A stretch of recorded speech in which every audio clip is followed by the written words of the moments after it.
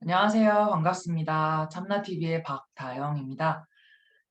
저희가 지난 시간에는 참나탐구와 직접적으로 연관이 있는 힌두교의 불이원론적 베단타에 대해서 함께 살펴보았는데요. 오늘은 불교 철학에서의 불이법, 특히 육조단경에서 육조 해능 스님께서 펼치셨던 그 가르침과 참나탐구를 연결해서 살펴보도록 하겠습니다.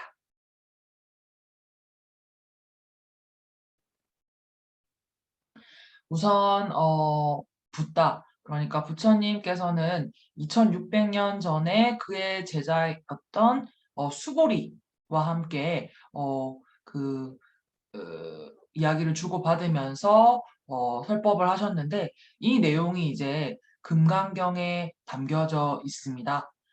그리고 1300년 전에 해능 스님께서는 그 금강경의 한 구절을 듣고 깨달음을 얻어 그의 스승인 오조로부터 법을 전해받았다고 알려져 있는데요. 저희 참나상담대학원 동서심리상담연구소의 김경민 교수님께서는 이렇게 이어져 온 진리의 가르침이 불이원적 베단타, 그리고 라마다 마하리시의 삼라탕구 공부까지 이렇게 쭉 연결이 된다고 보셨습니다. 그래서 이것들에 대해서 한번 이 연결성을 고려하면서 같이 살펴보도록 하겠습니다. 본격적으로 육조단경에 대해서 살펴보기 전에 한 가지 드릴 말씀이 있는데요. 제가 아무래도 육조단경에 대한 어떤 음, 이해가 좀 부족하다 보니까 인터넷 검색을 통해서 참고를 많이 하였는데요. 그중에서도 특히 보헤미안님의 행복한 하루라는 네이버 블로그에서 불이법, 법상 스님이라는 글과 김경민 교수님의 참나 명상마을 네이버 블로그에서의 그 육조 단경과 관련된 글들을 많이 참고하였습니다. 그래서 이 부분을 좀 먼저 말씀드리고 싶었고요. 그래서 이와 관련된 링크들은 제가 더보기란에 남겨놨으니까요. 혹시 좀 더 자세하게 보고 싶으신 분들께서는 이 링크로 가셔서 확인하시면 될 것 같습니다. 우선 육조 단경에 대해서 간단하게 이야기를 하자면, 육조 단경은 육조 해능 스님의 가르침을 담고 있는 선불교의 경전이라고 합니다. 그런데 보통 스님께서 쓰신 이런 책들을 경이라고 붙이지는 않는데, 그 흔치 않은 예외 중에 하나가 바로 이 육조 단경이라고 합니다. 그리고 이 육조 단경에서의 가장 핵심적인 가르침이 바로 불이법인데요. 이 불이법에 대해서 자세하게 한번 살펴보도록 하겠습니다. 우선 해능 스님께서는 선정과 해탈을 말하지 않고 오직 견성만을 말할 뿐이다라고 이렇게 알려져 있는데요. 여기에서 선정은요, 불교의 근본적인 어떤 수행법을 뜻한다고 합니다. 그리고 해탈은 이미 모두들 알고 계시죠? 해탈의 의미는. 어, 그래서 이 해능 개사께서는 해탈을 얻기 위해서는 선정 수행을 해야만 한다라는 것 자체가 이미 이법으로 해당된다라고 하셨다고 해요. 그래서 여기서 이법이라는 것은 둘로 나뉘어지는 게 이제 이법이겠죠. 그래서 여기에서 선정이라는 이 수행을 하면 이 원인 때문에 해탈이라는 결과가 생긴다라는 이론 자체가 이미 어때요? 두 가지로 나뉘어진다는 의미를 뜻하죠. 그렇기 때문에 선정이 있고 선정 아님이 있고, 혹은 해탈이 있고 해탈 아님이 있다라는 어떤 그런 구분이 이미 생기는 것이기 때문에 이것을 우리는 이법으로 보고 있고요. 그러나 불교에서는 입법을 인정하지 않습니다. 그렇죠? 그래서 불법은 둘로 나뉘어지지 않는 불이법으로 보기 때문에 바로 이 해능 스님의 가르침이 라마나 마하리시의 참나탐구와 그 맥락을 같이 한다라고 보실 수 있겠습니다. 그리고 같은 맥락에서 우리가 보통 이제 중생 그리고 부처 이렇게 표현을 하는데 이 육조단경에 따르면 중생과 부처로 나누는 것 또한 이법에 해당된다고 하셨습니다. 그렇기 때문에 지금 이렇게 우리의 모습 그대로가 이미 부처이다라고 육조 해능께서는 말씀하셨는데요. 즉 내가 불성 그 자체이고 불성이 나라는 의미라고 합니다. 그렇기 때문에 무언가를 새롭게 깨닫거나 도달해야 되는 것이 아니라 그저 우리의 본성을 다시 자각하고 확인하는 것뿐이라고 합니다. 이처럼 자기 자신의 내면에 이미 있는 그 성품을 다시 확인하는 것, 이것을 우리는 견성이라고 하는데요. 이 자신의 본래의 성품, 즉 라마나 마하리시의 표현에 따르면 참나를 자각하는 것, 참나를 자각하면 그 자리에는 아무것도 없고 그 상태는 어떤 언어나 단어로도 표현될 수도 구분될 수도 이해될 수도 없다.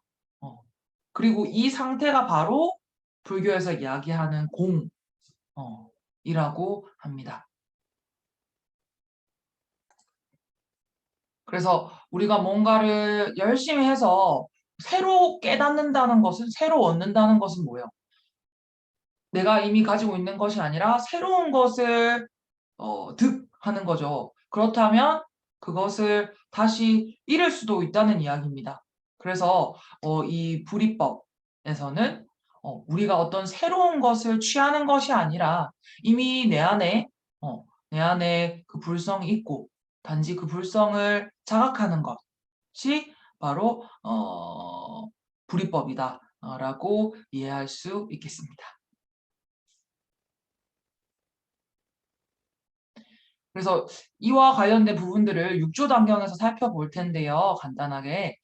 근데 제가 발췌한 것들은 이제 침묵의 향기라는 출판사에서 김태환 님께서 역주하신 6조 단경 책에서 발췌를 하였습니다. 그 부분 한번 같이 보면요.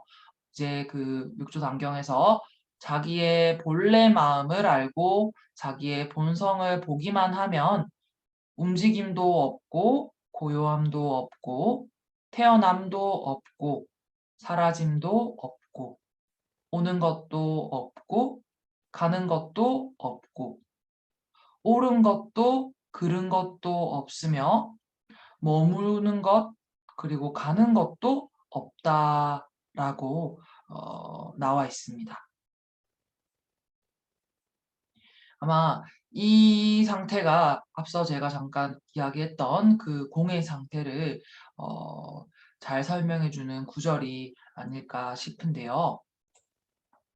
앞서 이야기 드렸던 새로 어떤 것을 깨달음을 취한다, 얻는다면 그것을 또 잃을 수도 있다는 그 맥락에서 봤을 때 새로 얻는 것도 잃는 것도 없는 그 상태와 연결해서 볼 수 있을 것 같습니다. 그리고 이제 또 참나탐구에서 계속 강조되고 있는 부분이 이 새로운 어떤 것을 깨닫는 게 아니라 이미 내 안에 그 깨달음을 자각할 뿐이다라고 하는 것과도 연결되는 같은 맥락이라고 이해될 수 있겠는데요. 또 이와 관련해서 육조단경에서 한번 연결해서 보자면요. 그 김태환님의 역주를 발췌해 봤는데요. 그 해능 대사의 가르침을 잘 정리해 주신 부분인데 이 부분도 한번 같이 보도록 할게요. 그래서 그 역주에 따르면 밝은 지혜로서 어두운 번뇌를 부순다고 한다면 이것은 분별 속의 말이지 불의 중도의 말이 아니다.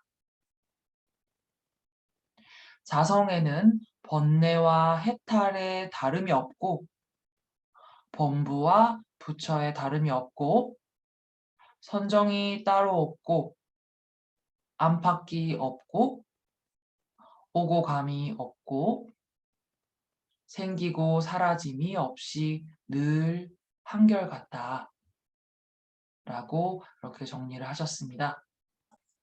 그래서 제가 앞에 인용했던 해능대사의 그 가르침을 조금 더 뭐라 그럴까요? 쉽게 이해할 수 있도록 이렇게 풀어서 잘 이해할 수 있게끔 도와주는 그런 역주가 아닌가 하는 생각이 듭니다. 그런데 여기에서 가장 이제 중요한 부분이 하나 있는데요. 제가 앞서 말씀드렸던 이 모든 이 내용들에 어, 대해서 우리가 기억해야 될 것이 하나 있습니다. 그것은 바로 이 모든 가르침이 결국에는 진리를 자각하기 위한 나의 본성을 자각하기 위한 하나의 방편일 뿐이라는 것입니다.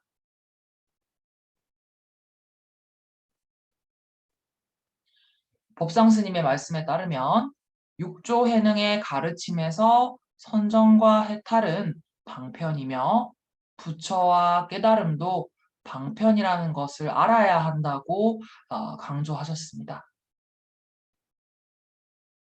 그리고 또한 라마나 마하리시의 참나탐구에서도 역시나 참나탐구라는 것은 그리고 그의 가르침은 참나 자각을 위한 하나의 도구일 뿐이며 결국에는 그 도구마저도 사라진다 라고 하셨습니다.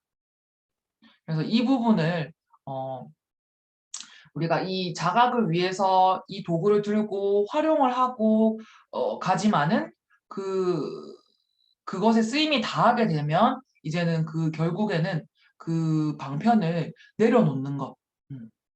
이게 이제 중요한 부분이 되겠습니다.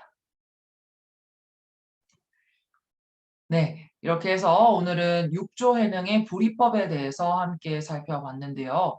어, 저도 오늘 이렇게 영상을 준비하면서 제가 되게 다양하게 좀 새롭게 정리가 되고 공부를 했던 것 같습니다. 네, 이렇게 해서 오늘 영상은 마무리하도록 하고요. 오늘도 이렇게 귀한 시간 함께 해주셔서 감사드리고 저희는 다음 영상에서 다시 뵙도록 하겠습니다. 감사합니다.